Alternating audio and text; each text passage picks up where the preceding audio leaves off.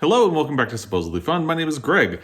I am here today to do my standard Friday Reads video where I run down the week in reading. There's a lot to report on the week in reading, especially since I did not manage to do a Friday Reads last week because we were in Pullman, Washington for a doctor's appointment for Guinness, who is asleep right here. Jamie is asleep and snoring on the far end of the couch. You might be able to hear her, you might not. But anyway, we were in Pullman and we ended up staying an extra day. And the roads were really bad on the way back. So we got home a little bit late on Friday, certainly too late for me to film a Friday Reads video, which I would then schedule for Saturday. So I just decided to call it a wash. I'm going to do a couple of things in this video. Of course, there's the Friday Reads portion. I'm going to talk about my worst reads of 2021. I think one year I was on BookTube, I did give that its own video, but it feels negative and weird. And it can be, I don't know, sometimes it's fun to talk about books you didn't like, but there's nothing I would really like to hate on too much this year. Last year I folded it into a Friday Reads video, and I feel like that for me is the way to go because it deserves to be mentioned, but I don't like highlighting it too much. And we will talk about the December wrap-up briefly because we're already into 2022. Why dwell on 2021 any further? But the first thing is I wanted to just mention about Guinness. I already mentioned in my best of 2021 video, which I did with my husband Joel, in which we got so many nice comments. People were very happy to see Joel in the video. So thank you for all of that. I will put a link to that video and some others in the description box down below. I did my best of 2021, my almost best of 2021, my December book haul, and my last Friday Reads video. So I mentioned in the best of 2021 what happened and why in October, if you follow along, you know I hit a reading slump, and I had mentioned that a lot of it was kind of anxiety based. Well, that's because in October, when we went to Seattle for an appointment for Guinness, we found out he has a tumor in his brain. And we weren't sure if it was going to be able to be treated. Now, I'm not going to spend a lot of time talking about it because it's very emotional, but basically in Pullman, they did think they found a treatment plan. It was caught early. The good news is because of where it's located, it is on a nerve ending. It caused symptoms immediately that made it apparent that there was a tumor there. So it's not very far along. The downside is it's there, and they did come up with a treatment plan. It won't get rid of the tumor, but hopefully it will slow the progress so we will get at least one more year of Guinness being a healthy, happy dog. So we'll see how that goes. But that is why I went through that anxiety and the reading slump in October, and now hopefully we'll start seeing some good results from the treatment that they did in about 2 to 4 months. So fingers crossed. With that out of the way, let's move into the worst books of 2021. Let me find my list. Now, again, there was nothing... that's not true. There's at least one book that I hated and did not finish. Let's start with something that I would describe as like a nothing burger. Something that to me almost doesn't even exist, even though I read it. And that's Utopia Avenue by David Mitchell. And I know there are people who read this and really enjoyed it. For me, it seems like as soon as I finished it, I started to forget it. I read it for the BookTube prize and it went right out of my brain. And if you ask me now, I probably couldn't even tell you plot details of the book. I know it's about a fictional band, but it just went out of my head. Maybe it's that I'm not really in part of the David Mitchell universe, but it just didn't do it for me. And then I want to talk about 2 disappointments. The first one is Klara and the Sun by Kazuo Ishiguro, which is not a bad book. I just had extremely high expectations for it because of my past reading experiences with Kazuo Ishiguro, which were Never Let Me Go and The Remains of the Day. So it's a good book. I understand why people like it. It just didn't quite work for me. I think it's a good book, but I feel like it tries to do some of the things that Never Let Me Go did, and Never Let Me Go did them all better. But that's my opinion. And the other one is Fight Night by Miriam Toews, which I was, again... It's not a bad book. I just had really high expectations, and that's why I'm classifying both of these as disappointments, because I love All My Puny Sorrows, and I really like women talking. So I had very high expectations, and it feels like the stakes are low in this book, whereas they're really high in All My Puny Sorrows and Women Talking, and maybe Miriam Toews is an author who needs to have very high stakes, because I think it's a good book. but I didn't love it at all. And in fact, it kind of started to annoy me by the end, if I'm being perfectly honest. So it's a good book. I'm sure there are people out there who are loving it, but it didn't quite work for me. And then getting into the worst, Death in Her Hands by Ottessa Moshfegh. I'm just not an Ottessa Moshfegh fan. I've tried 2.5 of her books because I DNF'd my year of rest and relaxation. It just doesn't work for me. I made it through Eileen. There are things I did kind of appreciate about Eileen, but I just don't respond to her writing very well. And I feel like she's somebody who just likes to provoke people with being gross and things like that. And it's not for me. So Death in Her Hands, I knew there was going to be a gimmick in it, and I was right. And I think that just made me really angry at the book. And the other one is American Dirt by Jeanine Cummins, which is just a mess. Everything you've heard about American Dirt is true. It's as bad as people say. It's just kind of irresponsible. It's not a bad book. Part of it is the marketing of the book that was so bad because they tried to sell it as a really literary event, and it's basically a thriller, and it's a thriller that relies on some tropes and some stereotypes and some things and it always goes to the worst possible situation, and that feels off, especially for someone who is a white writer writing about these characters and these situations. So it just didn't work for me either. The next one is Edinburgh by Alexander Chee. I liked the first half of the book. His writing is fantastic. Everything that happened in the second half of the book made me angry. If you watched my Best of 2021 video, at the very end, I said that there was not a book that I had hated so much that I threw it across the room. And Joel said, yes, there was something. It was Edinburgh. He was right.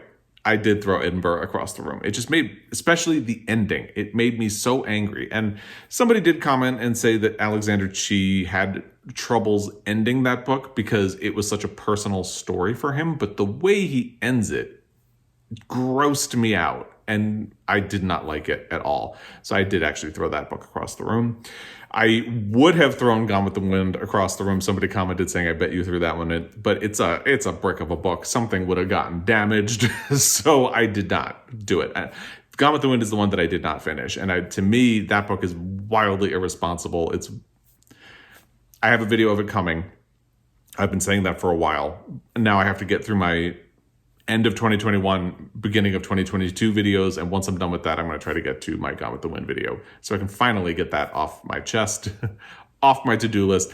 But yeah, I did not like it, safe to say. And anyone who follows along knows that it was a big struggle for me to try to get through that book. And then The Wonder Boy of Whistle Stop. Maybe I should put that under disappointments. It's too late now, but maybe I should have, because I really love fried green tomatoes at the Whistle Stop Cafe. So I was very hopeful that this sort of sequel to that book many years later would be as successful. But the first half of the book is very charming, is very cute. It feels like it's about nostalgia and the way things go away, but then it becomes a sort of weird fan service where characters who are still alive come back, and if the characters themselves can't come back, descendants of that character come back, and it becomes more about bringing the past back and maybe reinventing it a little bit, but kind of reviving the past instead of things marching on, which would have been much more poignant. And it was a disappointment for me. And plus, there's a really ham-handed ending to that book, which I won't spoil, but it kind of got to me. So those are the worst books of 2021 that I read. If you disagree, fight me in the comments down below. It's fine. Everybody's entitled to their opinion. I could see where people would enjoy these books. They just weren't for me. So let's leave it at that. And in terms of December wrap-up, we're going to be really quick with that. In December, the books that I read were Stuart by Klara Oshetsky, The Blind Assassin by Margaret Atwood, Damnation Spring by Ash Davidson, and Work Like Any Other by Virginia Reeves. I've already talked about all of those, so I don't want to spend a whole lot of time on them. I had been working on Holding by Graham Norton and Go Tell It on the Mountain by James Baldwin. They were the books I was working on in the last week of 2021. Now, the last week of 2021 is also when we went to Pullman and had all of these appointments for Guinness.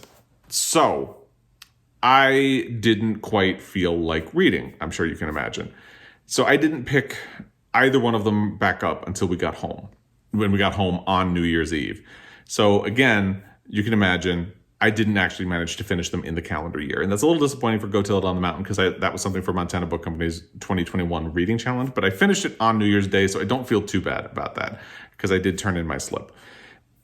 Anyway, so I finished both of them on New Year's Day. They did carry over, and I'm fine with that. I don't feel like I need to have everything finished by New Year's Eve. It's nice when it works out like that, but I'm fine. And Go Tell It on the Mountain was a really great book to have straddle the reading year, start in 2021 and then end up kicking off 2022 as a reading year, because I finished that one before I finished Holding. And it's a beautiful book. It's a very beautiful book. It says so much. You can tell that it's really personal for James Baldwin. On the back of the book, I forgot to grab my copy of it, by the way, but on the book, it says that James Baldwin has said that it is the book he felt like he needed to write before he could write anything else. And you do sort of get that sense. What's surprising is that because it is semi-autobiographical, I really expected it to be centered on the James Baldwin stand-in character, and it's not. You shift into other perspectives, the perspectives of his aunt, his parents, and that really makes it fascinating to me. And it deals very heavily with religion and all of the different complicated facets of religion, how it can be a really beautiful thing that connects people and gives people hope and can save people, but also how it can be oppressive and force you down and kick you while you're down, and how people can use religion to justify their own bad behavior, or sometimes how the people who are the most judgmental of others using religion are not great people themselves. And I loved this book. I thought it was fantastic. It's really interesting. It is not quite on the level of the other two books of his that I have read, but it is a really great book. The fact that it was his first really speaks highly of James Baldwin. So I'd say definitely check that out. Holding by Graham Norton is another book that was really good. Now, it's a fun way of creating a bridge from the reading year of 2021 to the reading year of 2022. Graham Norton reads the audio himself, and he has a great voice for telling a story, which I don't think is very surprising. I feel like Holding is sort of what I want out of cozy mysteries, but never quite get. I always like the idea of a cozy mystery, and I end up not liking the execution, because so many of them can be a little bit lazy. They don't really want to be controversial, so they're not very dark, which is fine because they're cozy, but it's okay to be a little bit dark. And Holding has this cute little Irish town. It has eccentric characters. It's funny. It has all the trappings of a cozy mystery, but it's not afraid to be dark. Some of these characters struggle with traumas in the past, difficulties in the present, like alcoholism, spouses cheating on them, things like that, and lost babies. So it manages to pull off all of those things and still feel lighthearted and fun. And the mystery is not quite the point, but it really uses the mystery to progress the plot in an interesting way. I would be very interested in checking out Graham Norton's other books. I believe he has 2 others, so I'm looking forward to those. Now let's talk about the 2 things that I have finished in 2022. Since we last spoke, I finished 4 books. I'm feeling really good about that. So I finished Go Tell It on the Mountain and Holding. The first book that was all 2022, started and finished in 2022. In fact, I started and finished it the same day, is Small Things Like These by Claire Keegan. And it's not too surprising that I finished it in one day, because it's 115 pages, roughly. What a beautiful book. This was recommended to me by Jackie McMenamin, and I hope I said that correctly. She is a commenter, and she had pointed this out as an Irish book. I think it won the Irish Post Book Award. I hope that is correct. And she had recommended it. I sought it out. And here's the thing. At first, it was not available at my library. None of my subscription apps had it. And I kind of was reluctant to buy it. Here's the thing about me. You know I support independent bookstores. You know I want to support authors and people who write interesting things and all of that. I sometimes have a bit of a struggle when something is 100 pages and costs $20. So I want to know that it's going to be worth it. So I was waffling back and forth, but then my library actually managed to get a copy, and I managed to get in really quickly because it felt like a lot of people were talking about this by the end of the year, and now the hold list is really long for this book, so I have to return it this weekend so the next person can get it. Let me tell you something.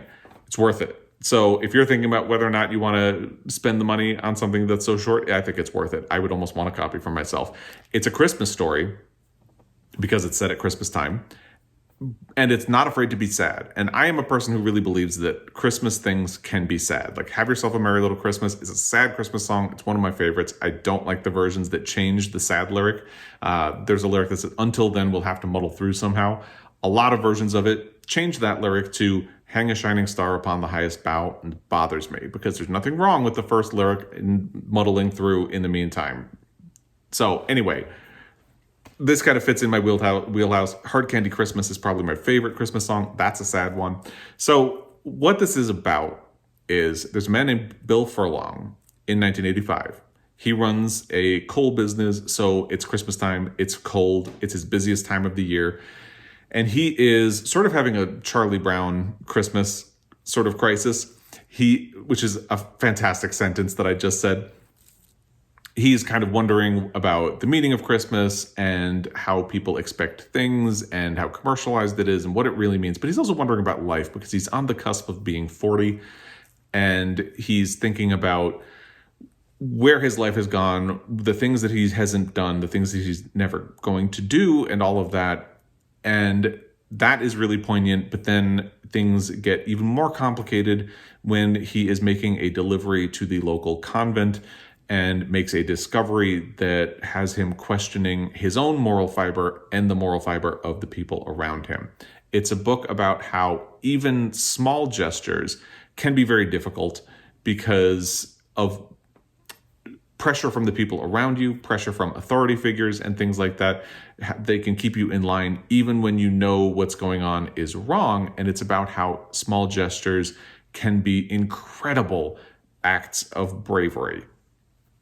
And I will say no more, except that this is a small book that packs an incredibly powerful punch, and I would absolutely recommend it. It's just a beautiful, beautiful, beautiful book. So thank you to Jackie for the recommendation. The next book that I finished in 2022 was my first audio, and it's only about 4 hours, so easy to fit in. It's How to Resist Amazon and Why by Danny Kane. Danny Kane is the majority owner of the Raven bookstore. I wear one of their sweatshirts, although I've never been to the store, in Lawrence, Kansas. Now this year, they announced that 7 booksellers bought in and became store owners, but he is still the majority owner. And he started a pamphlet called How to Resist Amazon and Why, which eventually turned into the book. He reads the audiobook, and it's just fantastic. I, as you know, am someone who does not like to support Amazon and try to give my money to local independent stores as much as possible, and even big box stores. I try to resist them. Occasionally, you can't really get something without going to them, but as much as possible, I definitely try to resist Amazon, and it provoked me in certain ways to try to take that even further. For example, I have been keeping a Goodreads page because historically there's not a good alternative to Goodreads, but now there's the Storygraph. So I've decided that this year I'm officially going to start transitioning away from Goodreads and onto Storygraph. I'm already on Storygraph, but I'm going to start the transition process so that hopefully by the end of 2022, I can abandon my Goodreads account. It's a great book. If you want more information about why Amazon is a potentially damaging company, I feel like the danger of this book is that the people who are most likely to read it are the people who probably already agree. So hopefully it will get into the hands of some people who don't know what is going on with Amazon and why it's a dangerous company and why it is a sort of a threat in many, many ways. So I would just recommend checking it out for yourself and maybe passing it on to other people. I'm thinking about checking out more versions of it and ordering them from the Raven and giving them out to family members and spreading the word that way. So I would definitely recommend that. Now, what am I working on this week?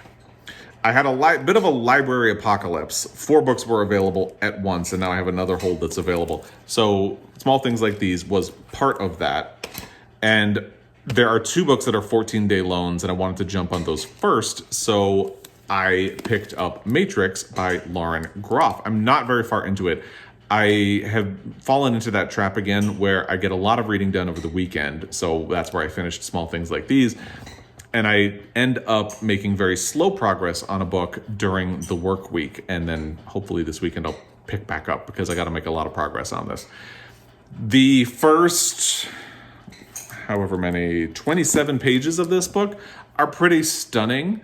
I'm looking forward to getting further along into it. Basically, this is about a woman named Marie in the 1100s. It says the exact year in the first sentence of the book, so I can tell you. I'm sorry, the third sentence of the book, 1158. She is sent to become the prioress of an abbey. She is was sort of like a hanger-on. She was an illegitimate child to the throne and was sent away to this. So she ends up alone in this role that she does not understand. And so far, it's a beautiful book. I can't wait to get further along into it.